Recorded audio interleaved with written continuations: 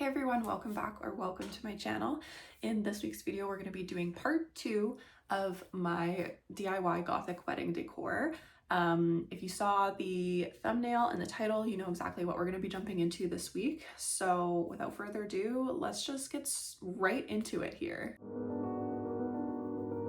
So for my wedding invitations, I bought this file that you see on screen here, this design. I bought it off of Etsy, and I'm using my Cricut to cut the design out on black cardstock, which is the same cardstock that I've been using for everything else so far.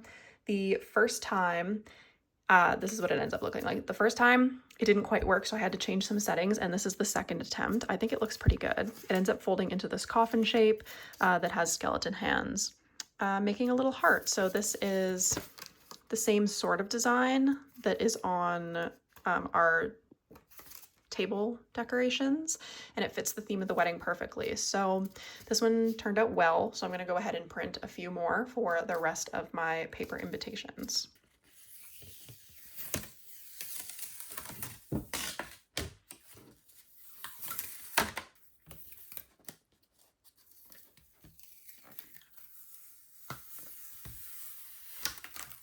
So just a tiny little bit of cleanup is required afterwards. Some of these small pieces don't stick to the bottom mat very well, so I just kind of have to poke them through with whatever this tool is that came with the Cricut, or at least came with the pack that I got with my Cricut.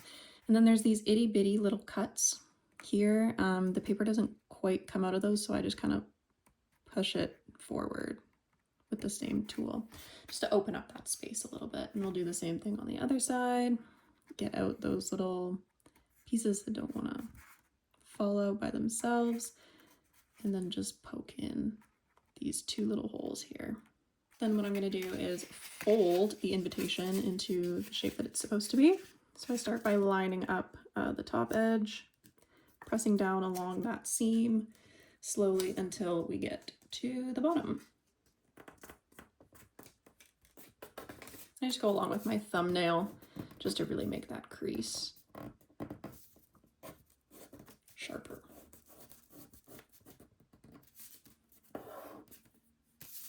And we'll do the same on the other side. Line up that top edge and gently push down along the long edge. You can use your thumbnail or any other kind of tool that's flat and solid to get this crease to be a little bit sharper. That also just helps the paper lay a little flatter. And that's all there is to it for making these little cutout cards. So after finishing cutting out and folding all of these outside shells of the invitation pieces, I took the file, then it had the measurement of the inside portion on the Cricut, and I made smaller coffin shapes, which I designed on Canva to have the actual details of the ceremony, which I've obviously covered up for like privacy reasons. And then I took the same size as the actual thing itself and tracing paper and printed these skeletons embracing onto them. And that's going to lay on top of this information inside of the invitation. So this I'm going to glue into here, and then this will lay on top inside, and it'll just be like this nice little extra detail. I did see that on Pinterest, so I'm 100% copying that, but I thought it was perfect for our invitations. So I have enough for all the paper copies here, and I'm going to go ahead and continue cutting out these guys since I've already gone through this one. It was a bit of a challenge to figure out how to print on tracing paper. What I ended up doing is taping a piece of tracing paper to cardstock, and then that actually worked to let me print on top of this super flimsy paper. So it's also making it slightly easier to cut out by cutting the cardstock at the same time as the tracing paper, because obviously it's still taped together. And thank God I only have to do this like a couple times and not 17,000 times.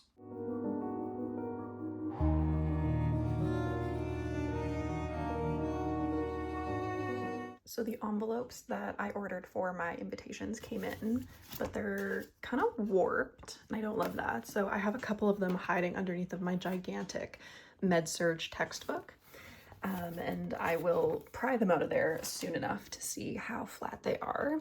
I also got the wax seals in the mail. They're a little bigger than I thought they were going to be, but we will make them work. They're pretty simple. They're just gold with a little heart on them. And it came in like, there's a ton of them in here. So even though I don't need that many, I will have enough to last me a whole lifetime. So let's get these invitations all finished.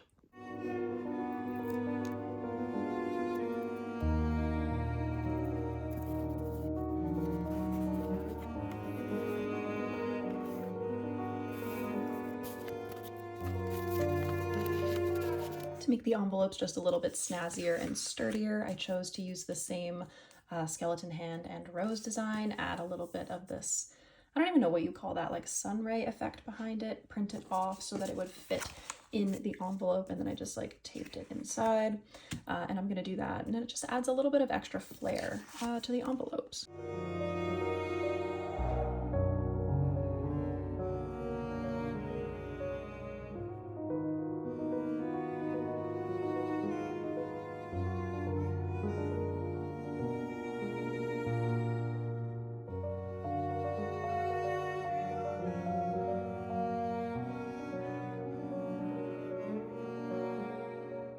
So I bought this big picture frame for $30 at Winners. No, I keep saying Winners, but I mean Goodwill. I bought it at Goodwill. It was just hanging on the end of one of the aisles, and when I saw it, I knew it was perfect. This will be for the seating chart for the wedding. Right now it has this creepy little angel child in it. I'm gonna take that out, and then I have all of these coffin shapes with our guests' names on them. Obviously I've covered up for privacy, that I'm going to like string along ribbon inside, and they'll kind of be like dangling, hanging. Haven't decided if I want to keep the glass in here yet or just let them free float. I don't know, but I have a couple different ribbon options. I have this black and white striped sparkly one, and then this almost velvet looking purple one. Both are relatively thin, so I think they'll work. And then I wanted to use like miniature clothespins to clip the cards on. I think that'd be so cute. I only have 5, so we'll have to make a trip out to get some more. But anyways, that's kind of what I'm thinking. So I'll take you with me as I get this frame ready for actually attaching the stuff to it. So because I have 7 tables, I'm gonna lay these out upside down. Or I guess I could probably lay them this way. It's not like I'm attaching them. I think I'm gonna do 4 on the top and 3 on the bottom. And then I can mark with a ruler to make sure that they're even. Not necessarily like evenly spaced across. Well, maybe, because this is gonna get a little wild, but just like to make sure that there's enough space between them, that once I put like the little pegs on the ribbon, that it's gonna look okay. And I made these big enough so that 4 would fit across, because when I started this project, we had 8 tables, but enough people RSVP'd no, or that they weren't bringing a +1, that we ended up getting rid of an entire table worth of people. So that works out great for me. I wonder if I put them a little higher up, if I could put some greenery. I don't know if I want to though. That's the thing. I kind of want them to be centered. Okay, that looks pretty good to me. So now I'm gonna get out my trusty ruler here and pen, and we'll just mark. We'll say we want the top string, the 2-inch line, and the bottom string, the 3-inch mark from the top of the ruler. Okay, I think I like that. Now to do, I guess, the same thing on the other side. Okay, so the plan is to have just like a plain black background, and I think I've decided I like the stripy one more. This is left over from like a previous craft. I have not opened this one, but I'm glad I bought this because this is the way that I'm gonna go. Maybe this purple one I can use for some other project, but I feel like just keeping everything black and white will look really good. I'm gonna try and find either black or white clothespins to also like match the aesthetic, but it's not bad with like the natural wood looking ones. The only concern with this ribbon is that it's glittery. So now it's getting glitter literally all over everything. So that's kind of gross, but anyways, I think I like that. The main struggle, I guess, will just be making sure that the ribbon stays flipped the one way, but I guess if I'm putting this like in the back and then keeping everything sealed together, that should actually be okay. So I'm gonna take this off and then attach the ribbon before we get too carried away here.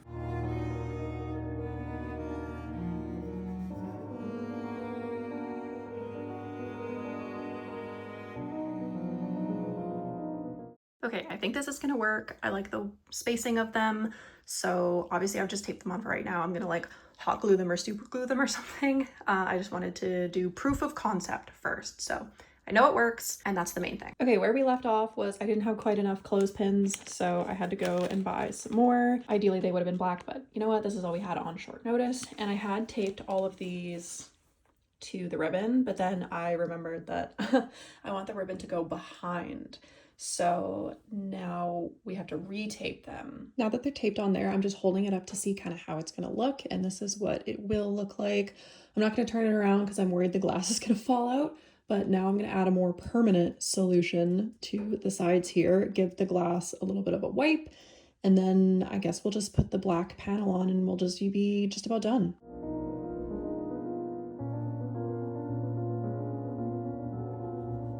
Because I want a solid black background, I have this piece of like craft paper from Dollarama, and it's exactly the right width, I guess. So I'm actually just going to tape it on because it's a little bit bigger than I actually need it to be, like this way. So it works out perfectly.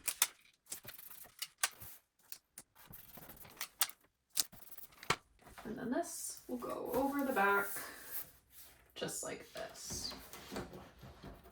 This is what it's gonna look like. Can you see it? Maybe?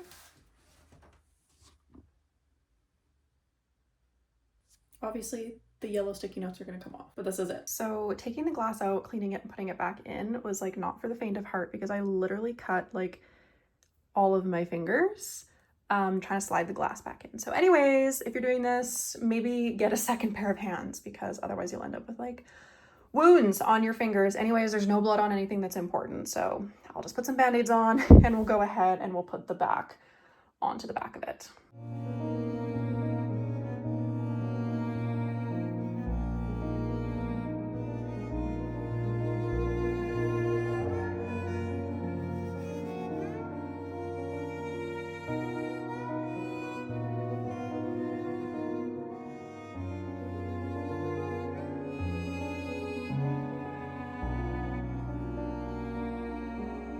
So these are the centerpieces for my wedding. Each one is like a different shape and size, but they all sort of have the same theme and the same florals.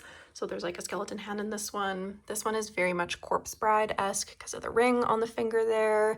We've got a coffin shape with a skull inside of it. This one just has like skeleton pieces. This one's got a little guy in it. There's little bones and whatnot in the bottoms of here. And there's a skeleton hiding in that one as well. So this is enough to cover all the tables. And my friends and family helped out, so I didn't want to, you know, film them. So I will show you how I kind of made these. I do have a video on that one specifically already on my channel, so I will like link that one or whatever here, but I will show you how I did this with a different little piece of decor that will go somewhere else in my house. So I'm going to show you how I made these and how I instructed my friends and family to make these on this little guy.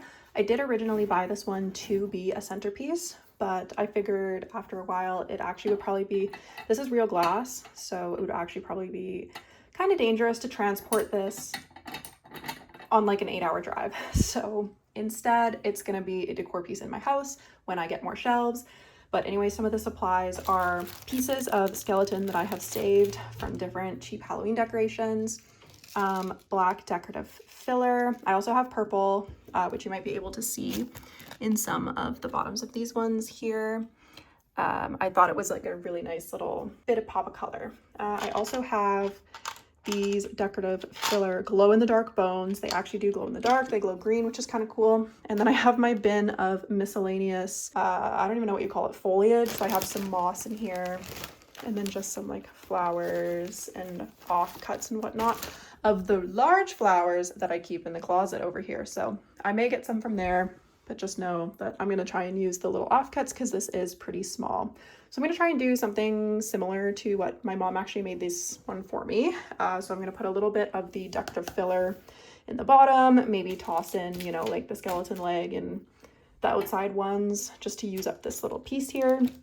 And then some moss, and that'll pretty much be it. It's pretty straightforward to put these together. You can kind of just let your creative heart take over and you'll end up with something that is easy, simple, and looks beautiful in the end. Okay, so I don't have a funnel to get the decorative filler into here, so I'm just gonna actually use one of these sticky notes that I was using to cover up the names on my seating chart.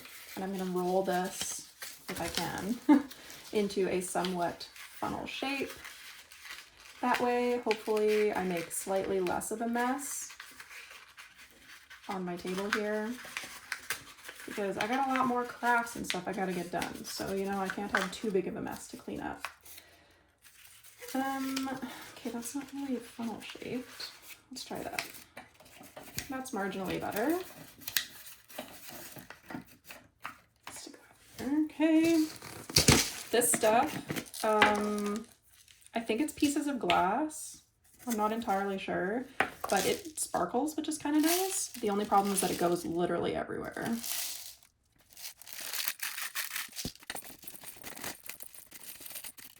Okay, that's, I think, too much for this one. So I am just gonna, looks like we're doing some science here. Pour some into the next test tube. Oh, I didn't mean to pour literally all of it in there. There's a gigantic piece in there, but that's pretty even. And we'll attempt to add a similar amount into the last one here. When working with something that is this small and kind of this deep, it's really nice to have a pair of tweezers. I happen to have this 10-inch pair because I can't read and I thought it said 10 centimeters, which is like, you know, probably half the size of this. But it's really nice to be able to, you know, place things really deep in there without necessarily getting your hands really dirty. Or if you need to adjust things. My friend and I found it really easy to like use them to place the flowers kind of in the fish bowls and whatnot the way that we wanted to, because sometimes things are just not laying the correct way. As soon as I opened this bag, moss went flying, so this is definitely not a clean craft by any means.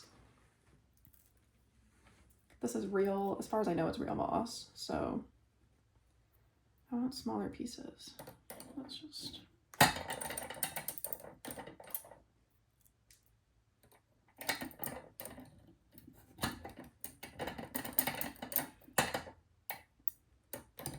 It's kind of finicky, as you can tell.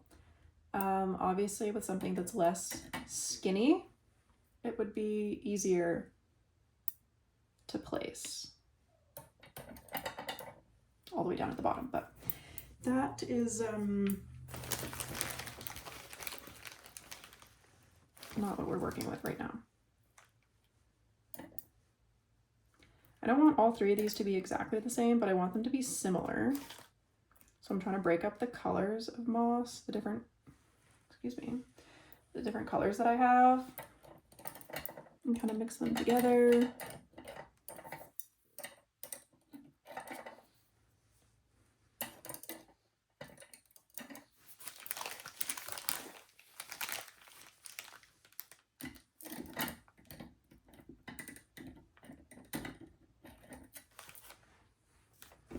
I don't want to go too overboard, so that is probably good enough. If I angle you this way, you might be able to see a little bit better. Just push that down a little bit. I did say that I wanted to put these skeleton legs in here. I don't know if they'll fit, but almost. I think I'm gonna break the feet off. Because these are really cheap skeletons, they just break apart really nice and easy, which makes it easier to do something like that. And I just want to kind of dig it into the bottom. Yeah, so it sits more like that. Okay, and we'll do the same thing with this one. We will break the foot off. Does the foot fit in there by itself? Oh, it kind of does. I wanted to break this in half again, but it doesn't really look like it's gonna break. So we'll just plop this one in the side over here.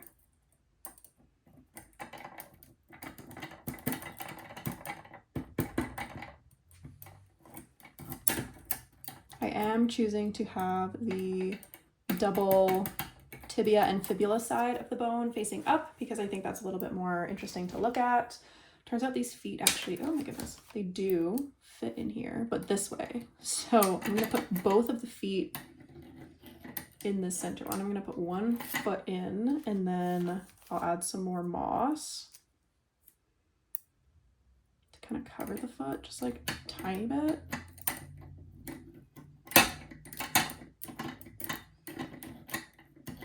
That moss doesn't want to stick in there.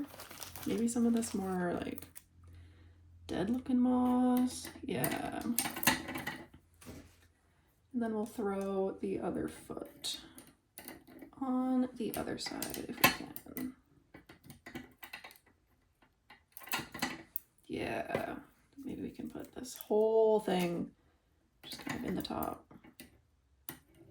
Like that. Okay, not bad, not bad.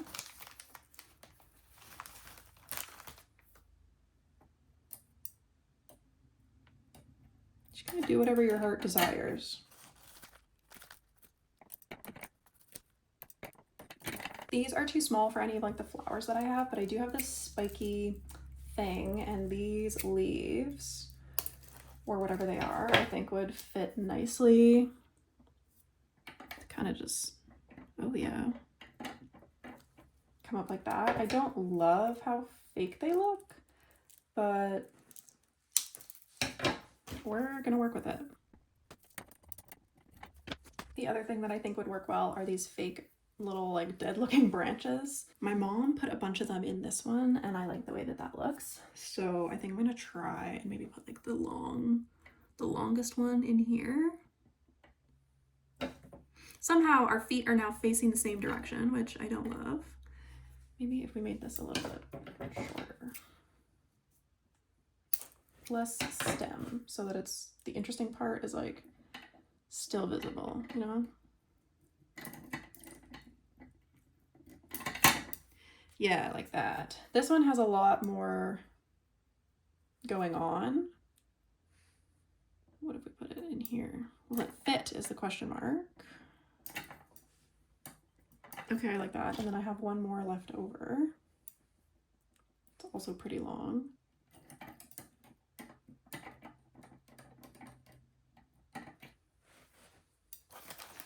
Okay, and then maybe just some like little bits of moss as if they've been growing in there for a while, you know? Yeah, okay, I like the way that that looks.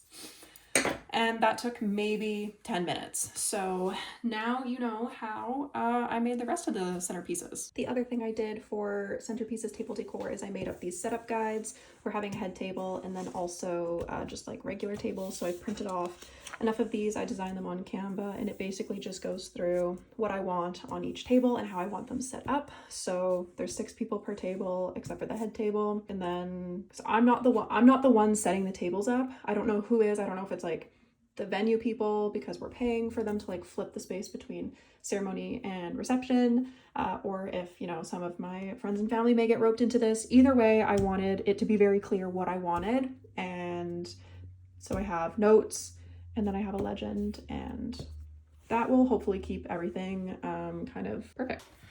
And that is everything. I hope you enjoyed this video. If you did, make sure to leave a like, comment down below, subscribe to my channel. I post new videos on Mondays and Wednesdays or Thursdays about twice a month. I do have a little extra bonus DIY veil coming next, but otherwise this is it from me. So I hope you have a lovely week, and I will see you all in the next video. So this is not exactly a wedding DIY per se, but it's a bachelorette party, or maybe, well, in my case, it's bachelorette party, but it could also be like a bridal shower type of DIY if you're goth and spooky, or, you know, you just want something Halloween-esque. and it's gonna be a DIY veil. So I personally am not wearing a veil for my own wedding, but I could not stop imagining a veil out of this gauzy fabric. So it's tulle, and then it has these applique bats on it, and I was like, that's perfect. Like, I need to buy that. So I bought the last of what was available, hoping that it would be enough for, like, I don't know, like a mid-length, maybe shoulder, you know, to here length veil. Anyways, and then what I was going to attach it to is this headband that I bought that is covered in spikes. I was like, perfect. It's going to be so good. Have I ever made a veil before in my life? No. Am I going to try today? Yes. Do I get the gist of it? I think so. There might be a little sewing, a little hot gluing, so we'll see what happens. Okay, excuse the fact that I'm wearing pajama pants. It's, you know, just a comfy kind of day. This is like the length of the fabric here. This is what we're working with. So I'm thinking, let's just pretend for a second. Let me sit back down here so you don't have to. Is this me embarrassing myself? Okay, so if I use the whole length of, oh my God, I just got stuck on my drink and just about spilled pop on everything. Okay, so if I use the whole length, it's actually like a pretty decent. We can get rid of some of this like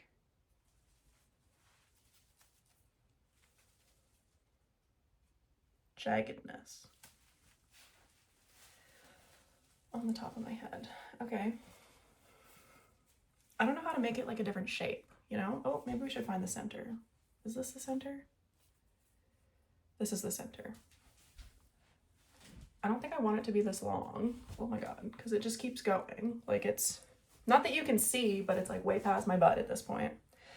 So what if we do it the other way? Does that make it even longer?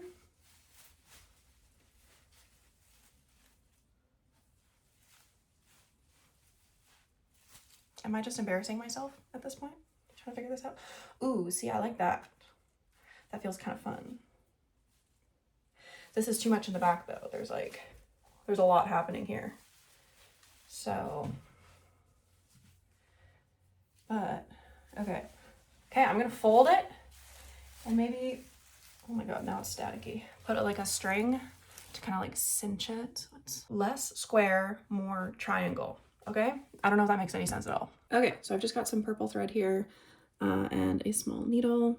Small, this is actually kind of a thick needle, but it has a small eye, and I'm just going to feed my needle back and forth in like an exaggerated running stitch along this like serger edge of the fabric here, and we'll see what kind of pleat that gives us. We'll be able to adjust the pleat based on like how tight I pull the string. So I'm just going to do it loosely for right now and go all the way down the length of the top of this, because this will be the top of the veil that attaches to the headband. I guess you could be pretty precise with this if you wanted to, like an exact amount of inches apart for each of your threads, but I'm not gonna worry about that.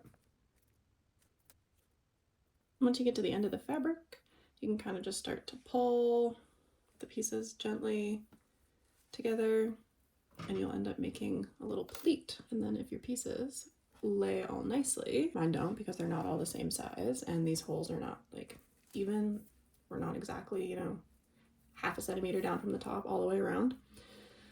It should bunch it kind of nicely.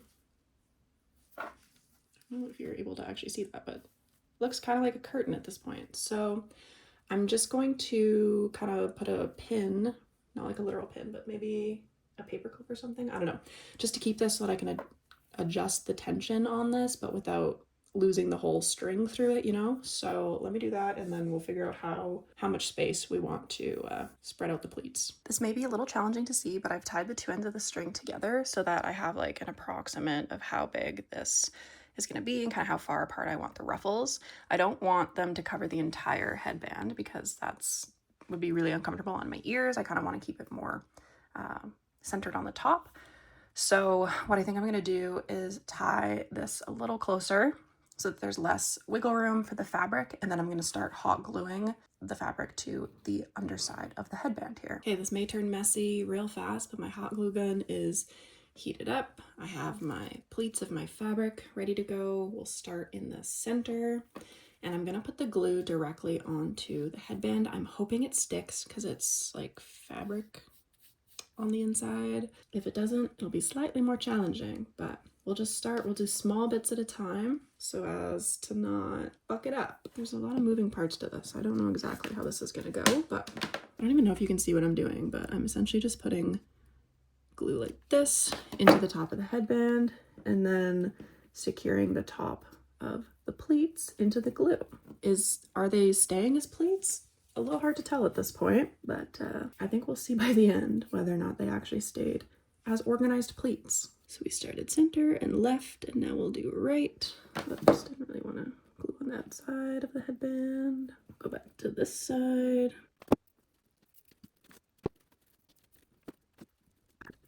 Now that we have most of it glued on, I'm actually just going to snip this so that I don't end up with any unnecessary pulling, because this is the last little spot on this side, and this is the last spot on this side. Okay, I've hot glued all of this together.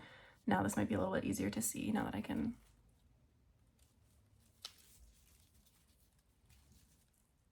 Oh my, it's very much not centered.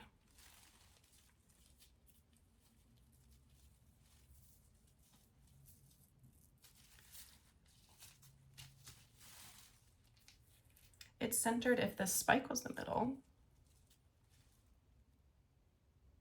You know what? It's not a terrible fix. We'll just unpeel. Just kidding, we can't unpeel. That's fine. Okay, well, we'll just add this part here. I did not turn off the hot glue gun for this specific reason. So I'm just gonna glue a little bit more down the side. That is a little bit shorter. I'm trying not to completely burn myself with the hot glue as we get there. And the hot glue definitely seems to be doing the trick. It like really doesn't feel like it's gonna go anywhere, which is awesome. So the fabric on fabric must actually work. We're gonna have to clean up all of these little spider web guys. But now if I pull the fabric this way, it's definitely a little bit more even. So all the glue is dry and not hot. So I'm gonna risk it for the biscuit here and put it on my head and see first thoughts of what this looks like. How does it change the feel of the headband on my head? Okay, so it obviously makes it stick up a little bit more. We'll have to trim these pieces, but all in all, could be a lot worse. Could be a lot worse, because once we have this like a little bit more manageable length, you know, not like a whole blanket around me, I think this could be super, super cute. All right, on to the trimming. Since we have this raw edge here that I'm worried is gonna poke out when I'm wearing this, I do have some black fabric that I might cut a skinnier strip out of and kind of just like fold it over, like make a, oh my goodness, look at all the glue on my fingers, gross. And make like a little cover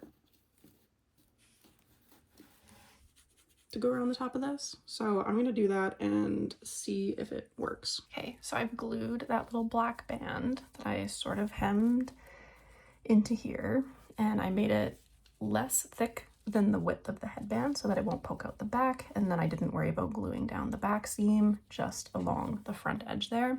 From afar, you can't really tell that it's like hot glued at all. Up close, you definitely can. There's a couple spots where the hot glue like seeped through, so I might paint that black, we'll see. But time for trial run number 2. We put this on now. What does it feel like? Okay.